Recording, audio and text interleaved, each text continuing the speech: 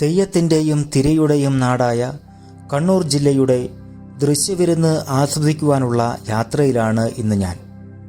അതിന് ഏറ്റവും അനുയോജ്യമായ നല്ല സ്ഥലം പാലക്കയം തട്ടാണ്. കണ്ണൂർ ജില്ലയുടെ ടൂറിസത്തിൻ്റെ മനോഹരമായ ഒരു മുഖമാണ് പാലക്കയം തട്ട്. സമുദ്രനിരപ്പിൽ നിന്ന് 3500 ഫീറ്റ് മുകളിലാണ് ഇത് സ്ഥിതി ചെയ്യുന്നത്. തെയ്യത്തിൻ്റെയും തിരയുടെയും നാടായ കണ്ണൂരിന് മാറ്റുകൂട്ടുന്നതാണ് പാലക്കയം തട്ട്.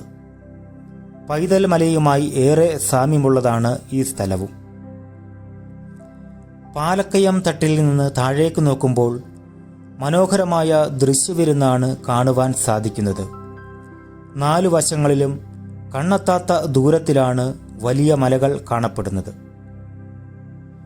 ഗണ്യമായ ഉയരം കാരണം ഈ ഹിൽ സ്റ്റേഷൻ പലപ്പോഴും താഴ്ന്ന് തൂങ്ങിക്കിടക്കുന്ന മേഘങ്ങളാൽ സന്ദർശിക്കപ്പെടുന്നു.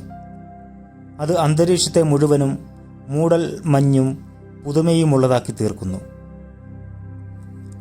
വൈകുന്നേരം 6 മണിക്ക് ശേഷം ഈ സ്ഥലം സന്ദർശിക്കുന്നതാണ് ഉചിതം.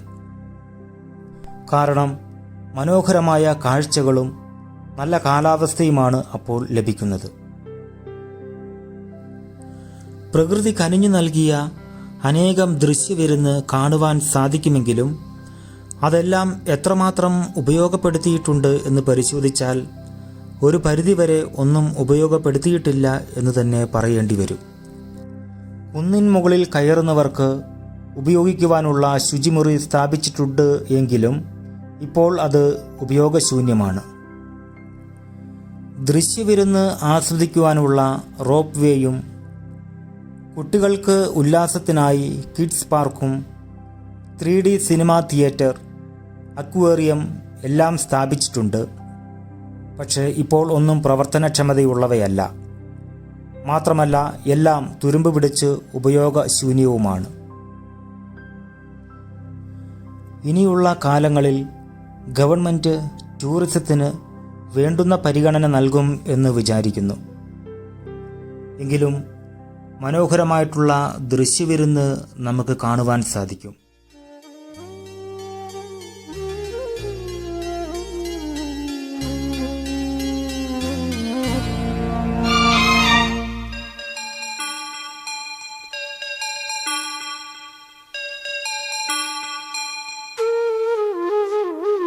പാതിരാമഴ ഏതോ ഹംസഗീതം